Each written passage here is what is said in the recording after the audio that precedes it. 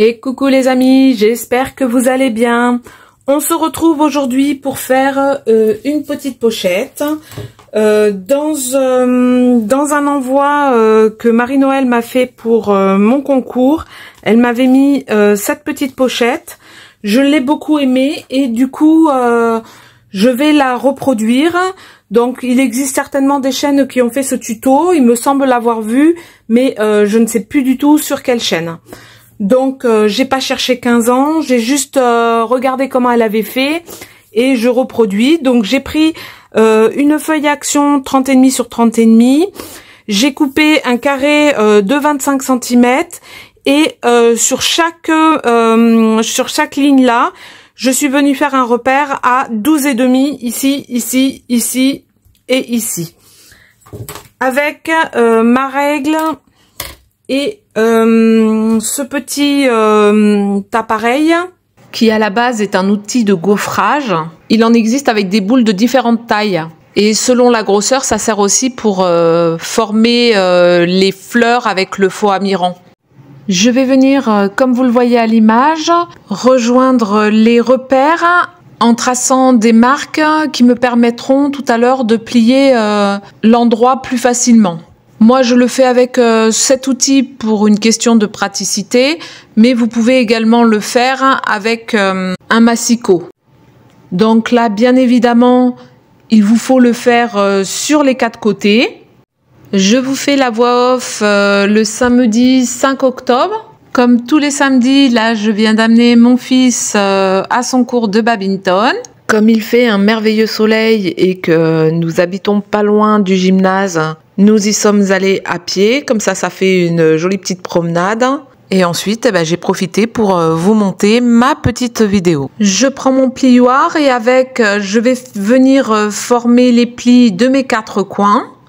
Comme vous le voyez, j'ai choisi un petit papier automnal qui va bien avec la saison. Il vient d'un bloc d'action que j'avais acheté l'année dernière ou il y a 2 ans, je sais plus trop. J'ai fait en sorte que les motifs n'aient pas vraiment de sens parce que comme ça, quand la pochette sera terminée, on ne pourra pas voir les dessins à l'envers. Je gomme mes petits repères pour que ça fasse propre. Et là, sur les 2 côtés, là, comme ça, on peut replier, on va replier, mais avant, on va venir faire une autre marque pour faire une autre pliure, comme ceci. Avec votre règle ou avec votre massicot, vous venez tracer de votre angle numéro 4 à votre angle numéro 2, une marque. Là aussi, on va marquer notre pli. Faites attention, si vous travaillez avec le même outil que moi, de ne pas trop appuyer sur la feuille, parce que vous risquez de la déchirer. Vous savez que le papier d'action reste fragile, donc faites attention. Donc vous voyez, en premier, je donne la forme du pli avec mes mains et ensuite, je réitère l'opération du pliage avec mon plioir. Et ainsi, on peut faire... Alors non, c'est pas comme ça, c'est comme ça, comme ceci. Là, on plie sur l'arrière.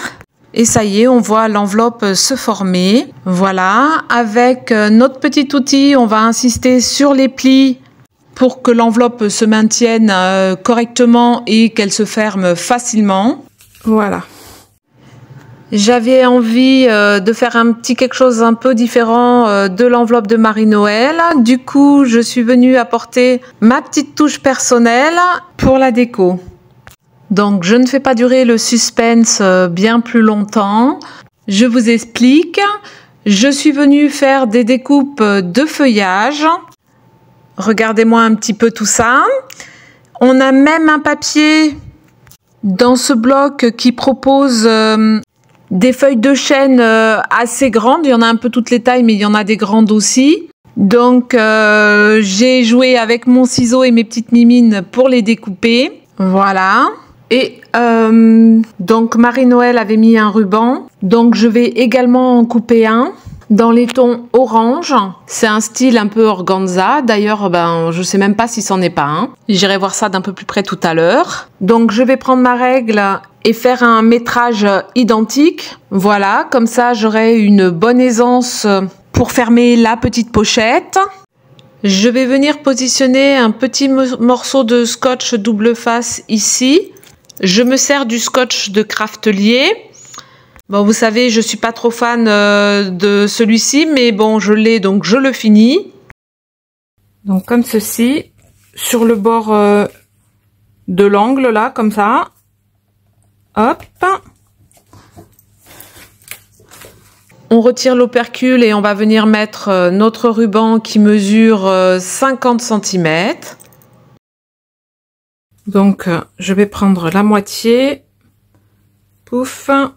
Et je vais venir le coller à la moitié. Comme ça. Je centre. J'espère que vous voyez bien. Voilà, comme ça.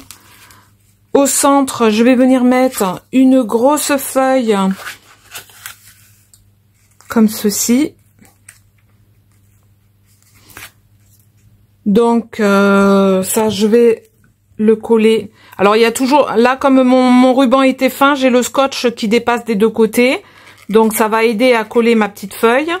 Et je rajoute un peu de colle. Donc c'est la colle d'Action, hein, toujours la même, la Patex, qu'on trouve au rayon bricolage. Et là, je vais pas coller de suite le triangle sur l'autre triangle. Je vais, comme je vous le disais un petit peu plus tôt, apporter ma petite touche personnelle. Je vais faire une bordure feuillage. Donc là, j'ai pris sur le thème de l'automne, hein, mais vous pouvez tout aussi bien, là bientôt c'est Halloween, vous pouvez tout aussi bien mettre des petites têtes de mort, des petites sorcières, il y a tout plein de petites choses et on peut décliner cette enveloppe de différentes manières. À Noël pareil, on peut mettre des petits cadeaux, voilà, et ça fait une jolie petite pochette pour offrir un petit billet et une petite lettre le jour de Noël par exemple. Voilà, là ça dépasse un peu, la petite tige dépasse, donc je vais la couper. J'ai envie de donner un côté miroir à mon triangle. Donc pour cela, je vais utiliser d'un côté comme de l'autre des éléments identiques. Ça tombe bien, j'ai plusieurs fois les mêmes éléments parce que j'ai pas été modeste sur les découpes. J'appuie bien pour que ça adhère comme il faut. Je prends la petite feuille blanche pour jouer un petit peu sur les couleurs. On varie les tons et comme ça, ça fait encore un plus bel effet. Je mets des petits points de colle en faisant attention que ça ne déborde pas pour pas que ça fasse de vilaines taches sur le dessus. Je voudrais bien avoir sa petite sœur jumelle. Voilà, ça y est. Comme ça, ça fait un bel équilibre. J'aime bien. Et je pense que je vais venir finir avec une jolie feuille, toujours dans les tons un peu marron, qui me fait penser un petit peu à une plume. Et vous voyez, hein, finalement, on n'a pas besoin de beaucoup de feuilles pour venir faire une rangée de bordure. Hormis la feuille centrale, j'en ai mis que 3 de chaque côté. Hein. Moi, je n'en ai pas mis, mais vous pouvez aussi rajouter des petits strass brillants. J'en ai des oranges et je pense qu'elles auraient parfaitement été dans le paysage. Mais vu que c'est pour offrir et que je ne sais pas trop si la personne va apprécier, je préfère rester soft. Et ensuite, vous venez mettre de la colle sur tout le triangle ici. Hop, et on vient coller comme ceci. Hop, donc on fait bien adhérer avec notre plioir. Et voilà, le tour est joué. Donc après, vous venez faire un petit nœud soit sur le devant, soit derrière. Moi, j'ai bien envie peut-être de le mettre derrière. Donc on arrange le nœud un peu joli, hein, je le ferai hors caméra. Et du coup, là, vous pouvez mettre des petites ATC. Ici, je vais venir glisser un petit marque-page. Et quand on ouvre à l'intérieur, on peut... Oh, pardon, excusez-moi, je vous ai bougé. On peut également glisser des petites choses ici. Voilà, voilà. J'espère que mon petit tuto vous aura plu. Bon, il n'y a rien d'exceptionnel, hein, surtout que je pense que ça existe déjà. Mais ça peut de nouveau mettre à l'honneur ce genre de pochette, avec une petite déco différente. Et puis, voilà, on est dans le thème de la saison. Écoutez, je vous laisse, je vous fais à tous de gros bisous. Prenez bien soin de vous et puis je vous dis à bientôt. Bye bye!